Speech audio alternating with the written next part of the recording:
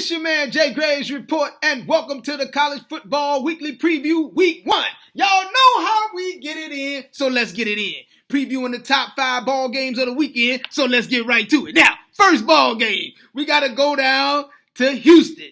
We got to go down to the old dirty third ward on these boys. We got number 3, Oklahoma, goes down to Houston to play number 15, the Houston Cougars. Now, here's the deal.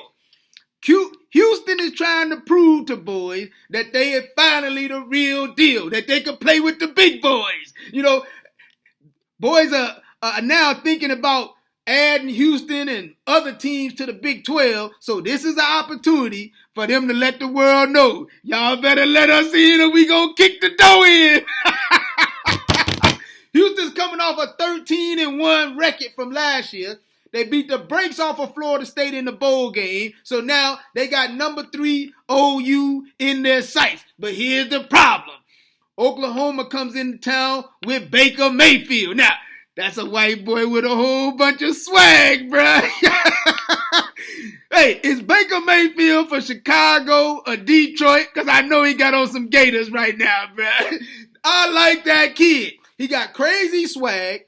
Hey, look, he went down to Texas Tech as a freshman, walked on, started, decided he didn't want to play at Texas Tech, bounced, went to OU, sat out a year, and then came in and started last year. He the real deal and took these boys to the Final Four. So now, also in that same backfield, you got Samaje Perine and Joe Nixon. Now, if you boys don't understand the magnificence of Samaje Perine, let me break it down for you. This done only needs 1,057 yards to break Barry Sanders' all-time rushing record at OU. You know how many boys have ran the ball at OU? And this done only need 1,000 yards to beat it? Hey, he the real deal. Now, here's the deal. OU is 2-0 all-time against these boys from Houston. They beat them in 2004 at the crib, 63-13. Then they beat them in 1981 in the Sun Bowl, 40-14. Now, because it's a huge ball game, it's going to be on national television. Houston's still kind of brand new to the limelight. I got to go with Oklahoma winning this ball game on the road. But OU, let me put it like this, OU can be Dub. Bob Stoops, it's almost like Harlem Nights, bro. They going to get you ready for the national championship, get you hyped up, get your lips all ready for the national championship, and ain't no national championship.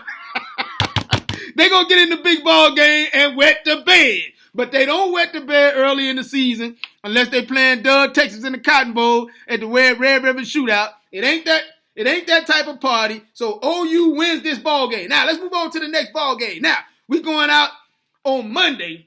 We're going out to Orlando. We got number 4, Florida State. Comes in to play number 11, Ole Miss. Now, every time I think about Ole Miss, I think about old Doug Jeremy Tunsil and the gas mask at the draft. This Doug got his Twitter account hacked. So he say some cat set him up that he been running with that just wanted to play hate him. He out there sweating like a bullfrog after the gas mask come off, and everybody see he done out here smoking the bong, etc. Then somebody asked him, "Hey, Jeremy, did you take some bread down in Mississippi?" Yeah. Now everybody in Oxford running for cover because you know them boys about to get put on probation. You and I both know that it was shady in the mud when all of a sudden Ole Miss in the top 10, Ole Miss in the top 5, Ole Miss competing for a national championship or SEC championship. What is going on? You already knew they was down there doing some crazy stuff because Ole Miss been trash for about 60 years. They ain't been no good since the 60s, bruh. Since Archie Manning was there. Then all of a sudden they get number 1 recruits in the country, etc. Now, I'm not just going to put it on Ole Miss. Everybody in America is doing some underhanded stuff. Big time football is big time football everywhere. So everybody cheating to some degree. But when you're not accustomed to cheating, that's when you leave your skirt hanging, boy. You got duns at the draft and gas mask. So now let's get to this ball game. Now, here's the deal. Ole Miss comes in ranked number 11, which I don't think they should be ranked number 11, simply because boys try to give some of these cats in the SEC way too much credit before they even play. But Chad Kelly is the number one draft prospect in the country right now for the NFL draft for next year. This boy can throw the pill all over the field. Here's the problem, though. Florida State is 8-0 playing in Orlando. They got Dalvin Cook running the football. Dalvin Cook only needs 1,200 yards to break Warrick Dunn's all-time rushing record at Florida State. But then they got this cat, they got a redshirt freshman that they probably going to start for these boys at Florida State. DeAndre Francois, the ghetto Frenchman. This guy named DeAndre Francois. They don't know whether he want to be up in the hood or he want to run down the French Canal on the boy. Hey, but I'm gonna tell you like this: with a name like Francois, he gonna be dangerous on the yard. That's all I got to say. They better get that boy some counseling, because if he the starting quarterback, redshirt freshman starting quarterback at Florida State, a football school, they gonna be all over him, bruh. He might have to go to counseling because the women ain't gonna give him a break with a name like Francois. Now, in this ball game, I gotta go with Florida State winning this ball game simply because they Florida State. They playing at the crib. It is what it is. Let's move on. Now, we got number 10, Notre Dame, on Sunday. Goes out to Texas to play at Dale Royal Stadium. Here's the deal.